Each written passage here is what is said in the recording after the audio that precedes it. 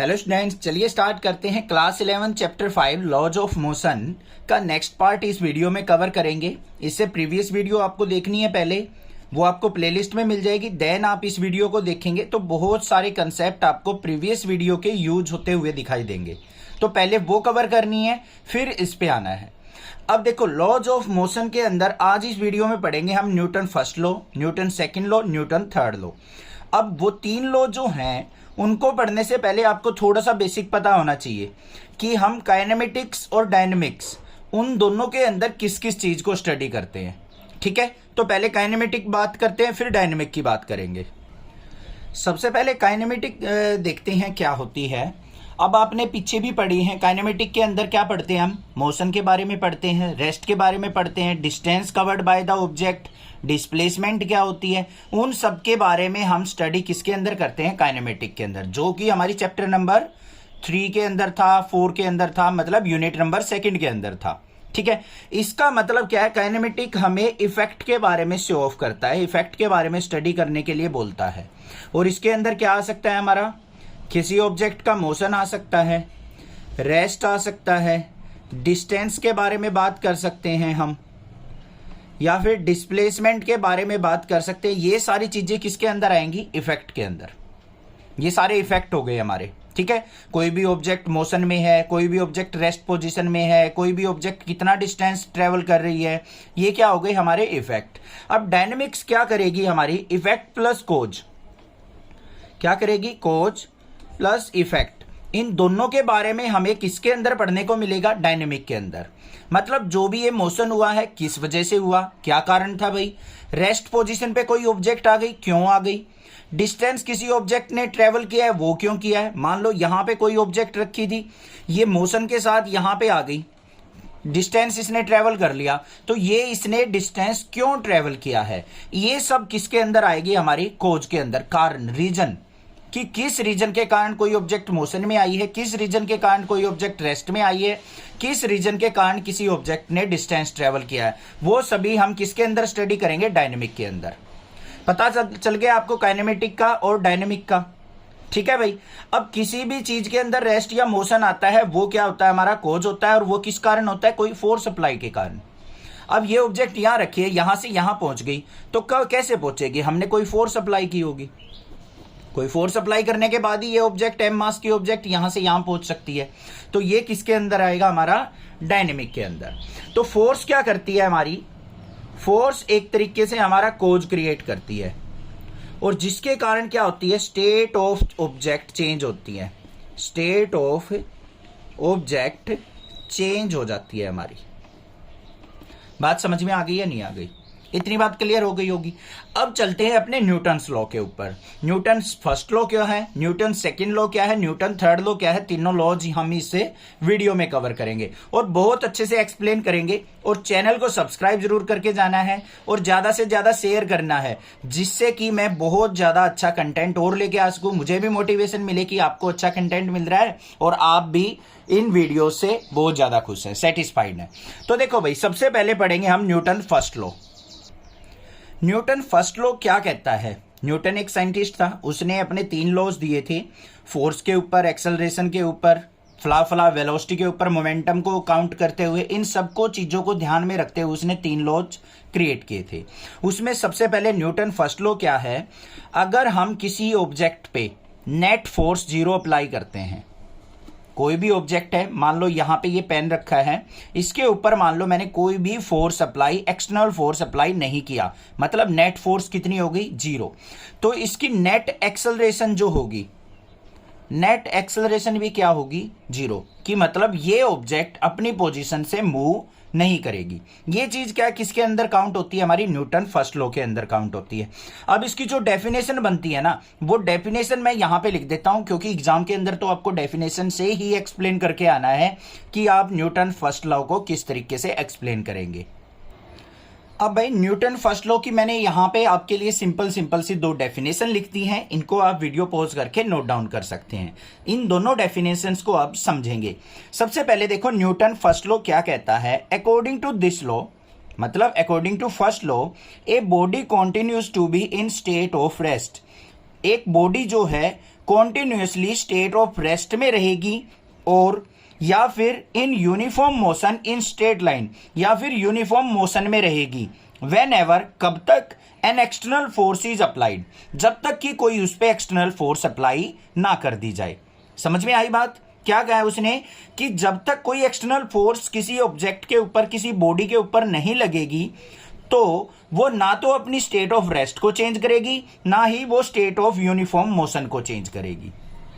अगर कोई मोशन में है ऑब्जेक्ट तो वो मोशन में ही रहेगी, और अगर रेस्ट में है तो वो रेस्ट में ही रहेगी जब तक कोई एक्सटर्नल फोर्स उस पर अप्लाई ना की जाए। अब एग्जांपल के तौर पे देखो, ये पेन है भाई, रेस्ट पोजीशन पे है, जब तक मैं इस पे कोई एक्सटर्नल फोर्स नहीं लगाऊंगा ये पेन यहां से बिल्कुल नहीं हिलेगा, और जैसे ही मैंने इस पे फोर्स लगा दी, ये पेन ने क्या किया, अपना स्टेट ऑफ रेस्ट क्या कर दी, इसने चेंज करनी स्टार्ट कर दी। ऐसे ही क्या होता है, अब मान लो कार है, यूनिफॉर्म मोशन से चल रही है, मतलब कांस्टेंट वेलोसिटी से, अगर हम उस पे ब्रेक अप्लाई करेंगे या फिर रोड का फ्रिक्शन होगा तभी तो गाड़ी रुकेगी, अदरवाइज क्या होगी, वो कॉन्टिन्यूसली यूनिफॉर्म वेलोसिटी से या फिर यूनिफॉर्म मोशन से चलती रहेगी। ये चीज किसके अंदर आती है, हमारी न्यूटन फर्स्ट लॉ के अंदर, माइंड के अंदर सेट हो गई होगी चीज। ठीक है, दूसरी डेफिनेशन पे चलते हैं। जिस बच्चे को ये चीज अच्छी नहीं लगी, सर ये डेफिनेशन मुझे थोड़ी सी डिफिकल्ट लग रही है, तो उसके लिए और सिंपल डेफिनेशन है, वो यहां पे देखो, नेट फोर्स अगर जीरो है तो नेट एक्सेलरेशन जीरो होगी। इससे डेफिनेशन बनाई है, क्या है, if net force on a body is zero, अगर किसी बॉडी पे अप्लाइड की गई फोर्स जीरो है, then velocity of body can not change, तो उस ऑब्जेक्ट की वेलोसिटी क्या होगी, बिल्कुल भी चेंज नहीं होगी, वो सेम रहेगी। And body can not accelerate, और बॉडी के अंदर कोई भी एक्सेलरेशन नहीं आएगी। एक्सेलरेशन कब आती है, जब वेलोसिटी चेंज होती है। अब वेलोसिटी ही चेंज नहीं हो रही है तो एक्सेलरेशन के अंदर भी कोई चेंजमेंट आपको देखने को नहीं मिलेगा, मतलब नेट एक्सेलरेशन भी हमारी जीरो रहेगी। ये होता है हमारा न्यूटन फर्स्ट लॉ। क्लियर हो गई बात, कोई दिक्कत नहीं होनी चाहिए। ठीक है, नेक्स्ट देखते हैं। नेक्स्ट क्या है हमारा, जो न्यूटन फर्स्ट लॉ है वो और किसके बारे में एक्सप्लेन करता है, इनर्शिया के बारे में। तो यहां पे लिखेंगे हम Newton first law define inertia. Define inertia, inertia भी किस चीज को डिफाइन करता है, फर्स्ट लॉ को। इनर्शिया की डेफिनेशन भी क्या ही होती है, inability of a body to change it state of rest और मोशन। ये चीजें मैंने लास्ट वीडियो में बताई थी, इससे प्रीवियस वीडियो में, और उसमें मैंने टाइप्स ऑफ इनर्शिया भी बताया था। इनर्शिया ऑफ मोशन क्या होता है, इनर्शिया ऑफ रेस्ट क्या होता है, इनर्शिया ऑफ डायरेक्शन क्या होता है। अब जैसे गाड़ी के अंदर बैठे हैं हम, एकदम से ब्रेक अप्लाई होते हैं तो हम आगे की तरफ जाके गिरते हैं। रेस्ट पोजीशन में बैठे हैं, गाड़ी अचानक से चल पड़े तो हम पीछे की तरफ जाके गिरते हैं। या फिर हम जैसे ही गाड़ी यू टर्न लेती है तो जो कंडक्टर साइड बैठा होता है बंदा, जो पर्सन, वो क्या करता है, डायरेक्शन के साथ साथ, मतलब गाड़ी टर्न लेगी, आप खुद न खुद आप देखोगे जो आपकी पोजीशन सी उससे आप थोड़ा सा लेफ्ट या राइट साइड क्या हो जाओगे, टिल्ट हो जाओगे, मतलब थोड़े से झुक जाओगे। वो किसके कारण होता है, इनर्शिया ऑफ डायरेक्शन के कारण होता है। ठीक है, वो चीजें मैंने प्रीवियस वीडियो में, इससे पहले वीडियो में एक्सप्लेन की हुई है, वहां से जाके देख सकते हो। नेक्स्ट देखेंगे हम न्यूटन सेकंड लॉ, जो कि वीआईपी लॉज है। न्यूटन सेकंड लॉ जो है बेसिक लॉ है फर्स्ट और थर्ड लॉ का, तो वो चीज अच्छे से समझेंगे अब हम। न्यूटन सेकंड जो लॉ है वो फर्स्ट लॉ और थर्ड लॉ दोनों लॉज को डिफाइन करता है, इसीलिए न्यूटन सेकंड लॉ को रियल लॉ ऑफ मोशन भी कहा जाता है। उस चीज को हम नेक्स्ट वीडियो में करेंगे, क्यों होता है Newton second law real law of motion. अभी यहां पे हम खाली न्यूटन सेकंड लॉ के बारे में पढ़ने वाले हैं। अब सबसे पहले अगर मैं बात करूं, आपके सामने न्यूटन सेकंड लॉ की अगर बात आती है तो आपके माइंड में एक ही पॉइंट दौड़ता है, F is equal to ma, कि फोर्स अप्लाइड किसके इक्वल होती है, मास इनटू एक्सेलरेशन के इक्वल होती है। बट हर एक केस में F is equal to ma को हम कंसीडर नहीं कर सकते।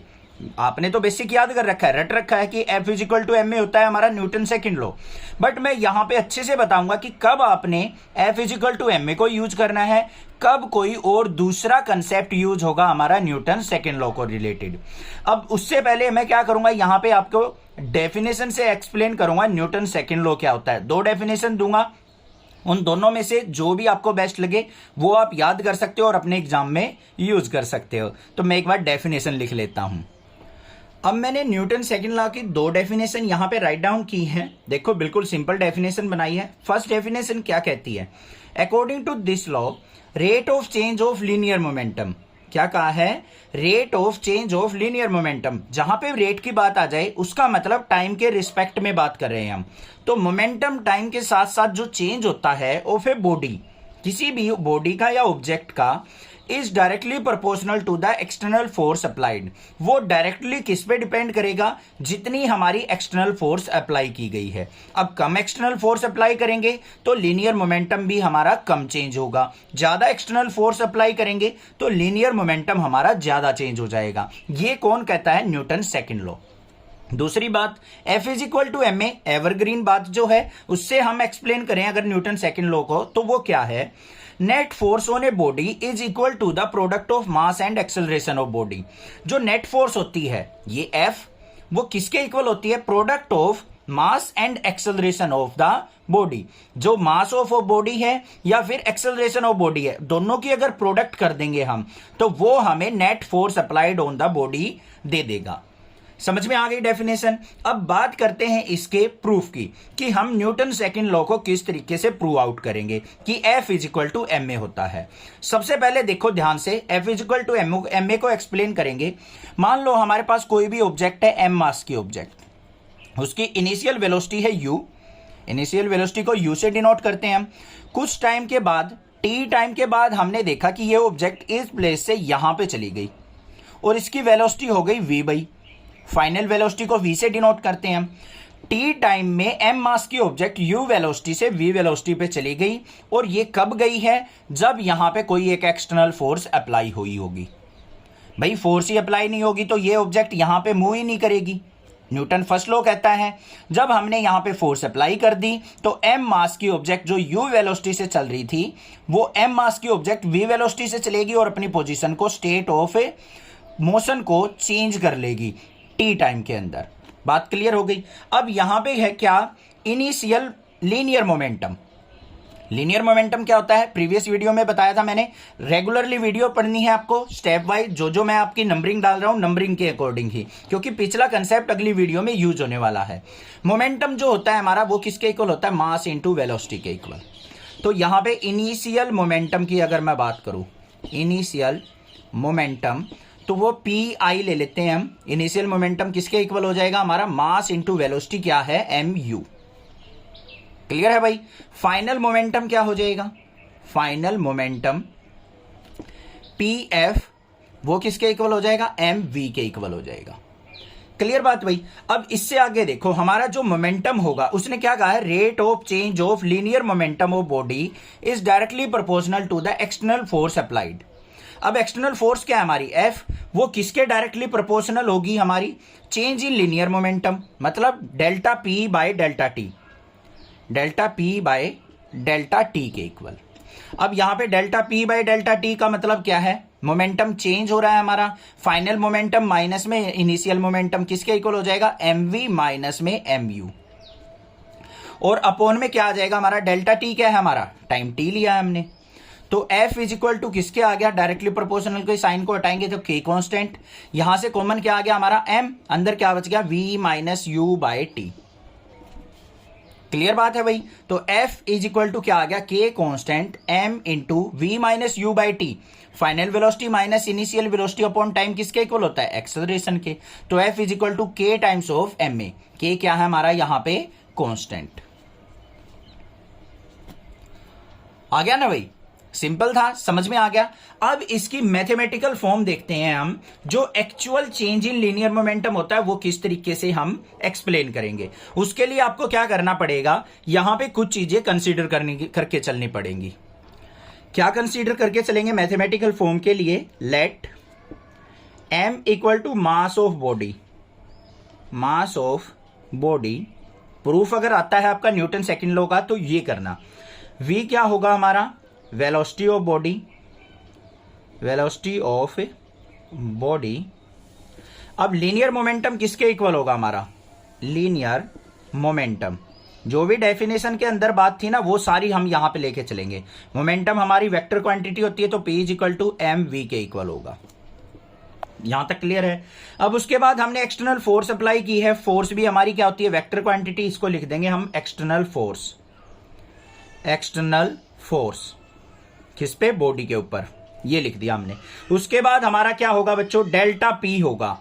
डेल्टा पी का मतलब क्या होता है, small change in linear momentum,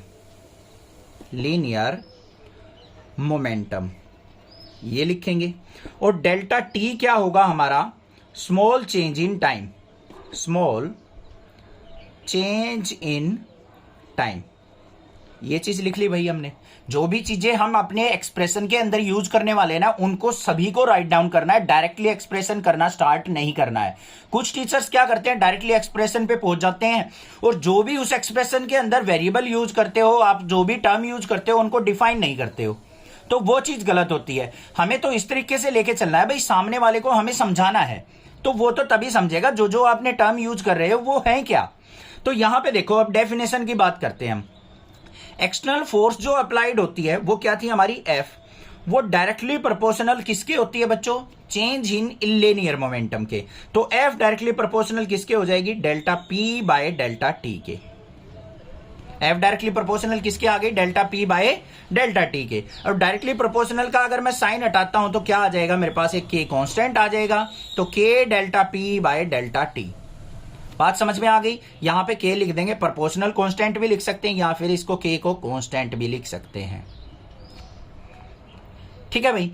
अब बात करते हैं यहां पे डेल्टा टी, अगर हमारा लिमिट ले ली हमने, limit delta T approaches to zero, अगर डेल्टा की टी की वैल्यू जो है नियर अबाउट जीरो है, अप्रोचेस टू जीरो, ये किसको डिनोट करता है, delta T tends to zero या फिर अप्रोचेस टू जीरो। मतलब डेल्टा टी की वैल्यू एग्जैक्टली जीरो नहीं है बट नियर अबाउट जीरो के है। तो हमारा क्या होगा यहां पे, जो एफ होगा, F force is equal to क्या आ जाएगा, के कांस्टेंट, डेल्टा पी किस में चेंज हो जाएगा हमारा, डेरिवेटिव में, डीपी बाय डीटी के अंदर। अब डेल्टा पी और डीपी में अंतर क्या होता है वो समझ लो। डेल्टा पी का मतलब क्या होता है, इंक्रीमेंट इन मोमेंटम। इंक्रीमेंट किसी के अंदर भी होगा उसको हम डेल्टा से डिनोट करते हैं। और डीपी का मतलब क्या होगा, डीपी को अगर मैं अच्छे से लिखूं तो ये होती है हमारी डिफरेंशियल फॉर्म, या फिर इसको हम कह सकते हैं small change in momentum, small change in momentum. कोई भी चेंज हो सकता है, कम भी ज्यादा भी, उसको हम डीपी से डिनोट करते हैं, डिफरेंशियल ऑफ ए मोमेंटम। और डेल्टा पी का मतलब क्या होता है, इंक्रीमेंट इन मोमेंटम। दोनों का मीनिंग जो होता है नियर अबाउट इक्वल होता है, दोनों की वैल्यू भी सेम होती है। अगर हम लिमिट की बात करें, delta T approaches to zero, मतलब जीरो से थोड़ी सी कम ज्यादा वैल्यू पे अगर देखें तो हमारा जो डेल्टा है, इंक्रीमेंट है, वो किस में कन्वर्ट हो जाता है बच्चों, डिफरेंशियल फॉर्म में कन्वर्ट हो जाता है। तो एफ इज इक्वल टू क्या आ गया, के डीपी बाय डीटी के। और पी किसके इक्वल था हमारा, मास इंटू वेलोसिटी के। तो यहां पे पुट कर लो भाई। तो एफ इज इक्वल टू किसके आ गया, K constant D by D T of M V. ये इक्वेशन नंबर फर्स्ट थी, तो यहां पे लिख दो फ्रॉम फर्स्ट। बात क्लियर। अब इसको हमें क्या करना है, डेरिवेटिव करना है। अब जो भी नॉन मेडिकल के स्टूडेंट है वो तो अच्छे से पता है, उनको तो नेक्स्ट क्लासेस से मैथमेटिक्स पढ़ते हैं तो उनको पता है किस तरीके से डेरिवेटिव होगा। बट जो हमारे मेडिकल के स्टूडेंट हैं उनको मैं यहां पे अच्छे से बताऊंगा। अगर हमारे पास दो क्वांटिटी हैं और उसका अगर हमें डेरिवेटिव करना है बच्चों, तो हम किस तरीके से करेंगे वो चीज देख लो। यहां पे एफ इज इक्वल टू के कांस्टेंट, m अगर हमारा मास क्या है, कांस्टेंट क्वांटिटी है, तो m को हम बाहर ले लेंगे। तो इसको हम कैसे लिख देंगे, d by D T of v। m क्या है हमारा यहां पे, कांस्टेंट लिख भी देंगे। कांस्टेंट क्वांटिटी को हमने कहां लिख दिया, बाहर लिख दिया। तो m बाहर आ गया हमारा, d by D T of v हो गया। और dv बाय dt किसके इक्वल होता है, एक्सेलरेशन के। तो f इज इक्वल टू क्या आ गया, k टाइम्स ऑफ m में। ए हमारी वेक्टर क्वांटिटी। तो यहां से मैंने एक्सप्लेन कर दिया या नहीं कर दिया, F is equal to M A के इक्वल। यही तो था हमारा न्यूटन सेकंड लॉ। आ गया समझ में, कोई दिक्कत नहीं होनी चाहिए, यहां पे कोई भी प्रॉब्लम नहीं होगी। अब यहां पे देखो, आपने एक चीज देखी है, एम अगर हमारा कांस्टेंट है तो हमारी एफ इज इक्वल टू क्या होगी, एम में। ये चीज ध्यान रखना, हमेशा जब मास हमारा कांस्टेंट होगा तो हम F is equal to M A को लेके चलेंगे। अगर हमारा वेरिएबल मास होगा, वेरिएबल मास होगा। किस केस में होता है वेरिएबल मास भाई? रॉकेट प्रॉब्लम में। जैसे जैसे रॉकेट मूव ऑन करता जाता है उसका मास क्या होता चला जाता है? डिक्रीज होता चला जाता है और वेलोसिटी इंक्रीज होती चली जाती है। पता है ना, इनिशियली रॉकेट होता है उसके अंदर फ्यूल होता है, जैसे जैसे रॉकेट लॉन्च होगा ऊपर की तरफ जाएगा तो उसका फ्यूल बर्न होगा तो मास उसका रॉकेट का डिक्रीज होता चला जाता है। मतलब वेरिएबल मास की कंडीशन में हमारा F is equal to M A नहीं होगा। इसमें इस केस में F जो होगा not equal to M A लेके चलेंगे हम। अब पता लग गया F is equal to M A कब होगा? जब मास कांस्टेंट होगा। वेरिएबल मास की कंडीशन में F not equal to M A लेके चलेंगे। यहां पे F इज इक्वल टू होगा हमारा किसके? Delta P by delta T, change in linear momentum with respect to time. और ये रॉकेट प्रॉब्लम में आपने देखा भी है कि F is equal to delta P by delta T use करते हैं, ना कि F is equal to M ए।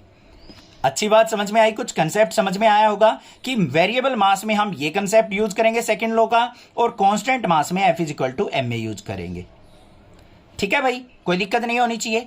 अब एक लास्ट बात और कर लेते हैं, differential form of second law.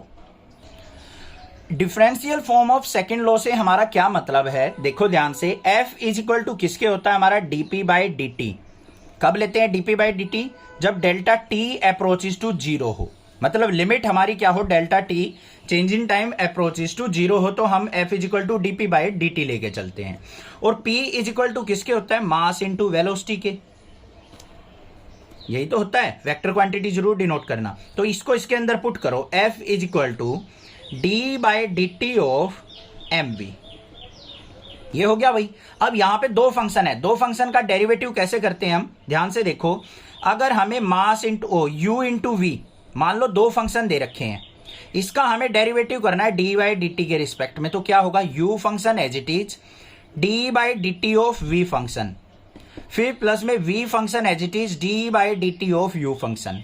मतलब पहले फंक्शन को एज इट इज रखेंगे, दूसरे का डेरिवेटिव, फिर प्लस में दूसरे को एज इट इज रखेंगे, पहले का डेरिवेटिव। ये हमारा फॉर्मूला होता है अगर दो फंक्शन हमारे प्रोडक्ट में और उसका डेरिवेटिव कर रहे हैं। तो यहां पे आ जाओ। अब f इज इक्वल टू क्या हो गया यहां पे भाई? m को हमने क्या रखना है? As it is. As it is मतलब ये रख दिया। डेरिवेटिव किसका करना है? पीछे वाले फंक्शन का, तो d by D T of v। फिर प्लस में फिर क्या करना है? पीछे वाले फंक्शन को एज इट इज रखेंगे, v को हमने रख लिया एज इट इज। डेरिवेटिव का किसका करना है? मास का, dm बाई डी टी हो जाएगा। तो ये आ गई हमारी differential form of the second law of Newton's. समझ में आ गई बात? ये होती है हमारी differential form of Newton second law. अब इससे आगे बात करेंगे हम न्यूटन थर्ड लॉ की। ठीक है, न्यूटन थर्ड लॉ क्या कहता है हमारा, उसकी एक बार डेफिनेशन राइट डाउन कर देता हूं। दो डेफिनेशन लिखूंगा, जो भी आपको बेस्ट लगे वो आप यूज कर सकते हो एग्जाम पॉइंट ऑफ व्यू से। तो दोनों को हम डेफिनेशन से एक्सप्लेन करेंगे बाद में। न्यूटन थर्ड लॉ की डेफिनेशन क्या है? According to this law, to every action there is always equal and opposite reaction. बिल्कुल सिंपल सी बात है कि हम अगर कोई एक्शन करते हैं तो हमेशा उसके इक्वल और अपोजिट रिएक्शन अप्लाई होती है। अब जैसे एग्जांपल के तौर पे मान लो किसी को आप थप्पड़ मारते हो, मारना नहीं है एक्चुअल में, तो क्या होता है? पेन आपको भी होता है भाई। अब किसी के कमर में थप्पड़ मारना, आप उसको दर्द करोगे, पेन करोगे, तो दर्द आपके हाथ में भी होगा। या फिर वहां पे नहीं करना चाहते तो दीवार में मार के देखो, दीवार पे आपने प्रेशर लगाया, फोर्स लगाई, वापस फोर्स दीवार भी आपके हाथ पे लगाती है। या फिर आपने बॉल को दीवार पे फेंक के मारा, दीवार वापस क्या करती है? उस बॉल को वापस फॉरवर्ड आपकी तरफ फेंक देती है, बाउंस बैक करती है, वापस रिप्लाई करती है। या फिर आमने सामने से अगर दो गाड़ियां टक्कर करती हैं तो एक ऑब्जेक्ट, एक कार दूसरी कार पे और दूसरी कार पहली कार पे आपस में फोर्स अप्लाई करती हैं। यही चीज क्या कहलाती है? हमारी न्यूटन थर्ड लॉ कहलाती है। दूसरी बात करते हैं, when two bodies interact the force on bodies from each other. क्या कर कही है यहाँ पे? अगर दो बॉडी इंटरेक्ट करती हैं, आपस में टकराती हैं, the force on bodies from each other are always equal in magnitude and opposite in direction.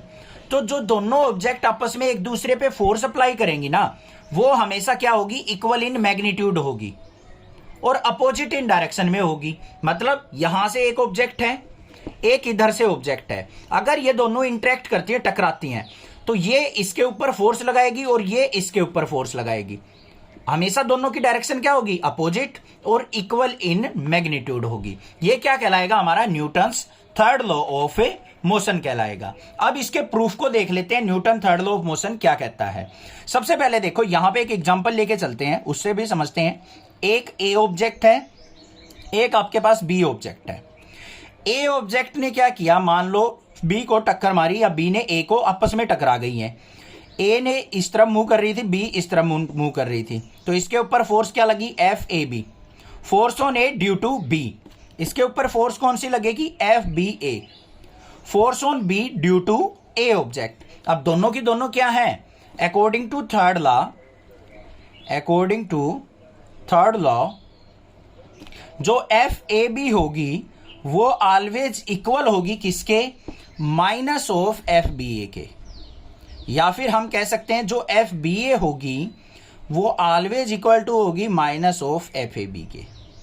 ये होती है हमारी न्यूटन्स थर्ड लॉ को डिफाइन करती हैं कि मतलब इक्वल इन मैग्नीट्यूड होंगी बट अपोजिट इन डायरेक्शन होंगी। This is called Newton third law. अब इसका प्रूफ देख लेते हैं दोनों का। ये हमारा न्यूटन थर्ड लॉ का प्रूफ चल रहा है। यहां पे सबसे पहले मैं क्या करता हूं, जो भी हमने अपनी टर्म्स यूज करनी है एक्सप्रेशन के अंदर, उनको मैं एक बार राइट डाउन कर देता हूं। यहां पे हमने क्या किया है, let two bodies A and B moving in straight line.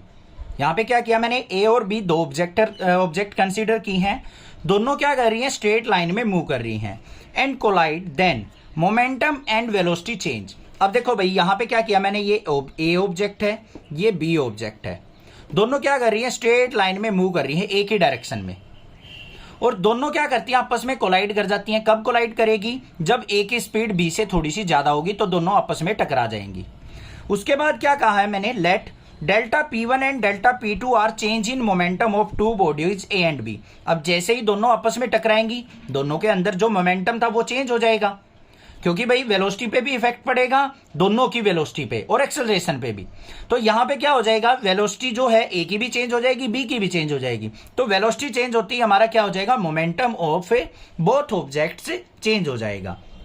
इसका मोमेंटम डेल्टा P1, इसका मोमेंटम डेल्टा P2। अब यहां पे मैंने क्या करना है, अकॉर्डिंग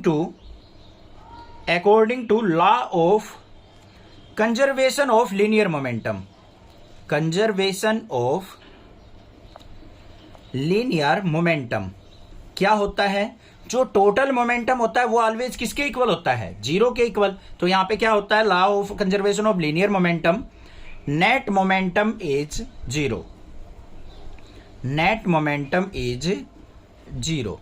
ऑलवेज क्या होगा, नेट मोमेंटम जीरो हो जाएगा। मतलब delta P1 plus delta P2 दोनों ऑब्जेक्ट्स का मोमेंटम किसके इक्वल होगा बच्चों, जीरो के।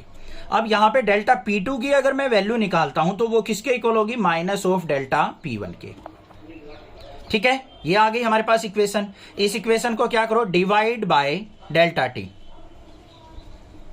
इसको हमने चेंज इन टाइम से डिवाइड कर लिया, तो क्या हो गया, delta P2 by delta T is equal to minus का delta P1 by delta T। ये होगा या नहीं होगा। अब मान लो हमारा जो टाइम था change in time, let limit delta T approaches to zero. अगर डेल्टा T जो है चेंज इन टाइम जो है वो अप्रोचेस टू जीरो हो, मतलब नियर अबाउट जीरो हो, तो हमारा delta P2 by delta T किस में चेंज हो जाएगा बच्चों, डेरिवेटिव में dP2 बाय dt के, और यहां पे भी माइनस में dP1 बाय dt के डेरिवेटिव में चेंज हो जाएगा। जैसे ही हम लिमिट क्या लेंगे, अप्रोचेस टू जीरो लेंगे, तो जो ये dP2 है हमारा, वो क्या लिखा जाएगा, हमारा rate of change of linear momentum, rate of change of linear momentum of body या ऑब्जेक्ट B इक्वल टू किसके होगा, minus of rate of change of linear momentum of A। होगा या नहीं, क्योंकि P1 जो मोमेंटम था A ऑब्जेक्ट का था, P2 हमारा B ऑब्जेक्ट का था। तो rate of change of linear momentum of B equal to किसके आ गया, minus of rate of change of linear momentum of A। और rate of change of linear momentum किसके इक्वल होता है बच्चों, फोर्स अप्लाइड के। तो यहां पे फोर्स क्या हो जाएगी हमारी, FBA, सेकंड के ऊपर फोर्स जो लगी है FBA, मतलब force on B due to A is equal to किसके हो गया, minus of dp1 by dt क्या था? Rate of change of linear momentum of A, मतलब F A B, force on A due to B. तो F B A किसके equal आ गया? Minus F A B के। बस यही चीज हमारा क्या डिफाइन करता है? Newton third law. तो ये हो गया हमारा proof of Newton third law. I hope clear हो गया। तीनों लॉज आपको अच्छे से समझ में आ गए होंगे। कोई भी दिक्कत लगे आप मुझसे पूछ सकते हैं। अदरवाइज ज्यादा से ज्यादा शेयर करनी है वीडियोज। जितना ज्यादा आप सपोर्ट करोगे मैं उतना ही ज्यादा और मोटिवेट होके अच्छा कंटेंट लाने की ट्राई करूंगा, जिससे मुझे भी लगे कि काफी ज्यादा स्टूडेंट्स देख रहे हैं इन वीडियोज को, उनकी हेल्प हो रही है, तो मैं और ज्यादा कंटेंट आपको अच्छे से प्रोवाइड करूंगा। Thank you students for watching next classes video.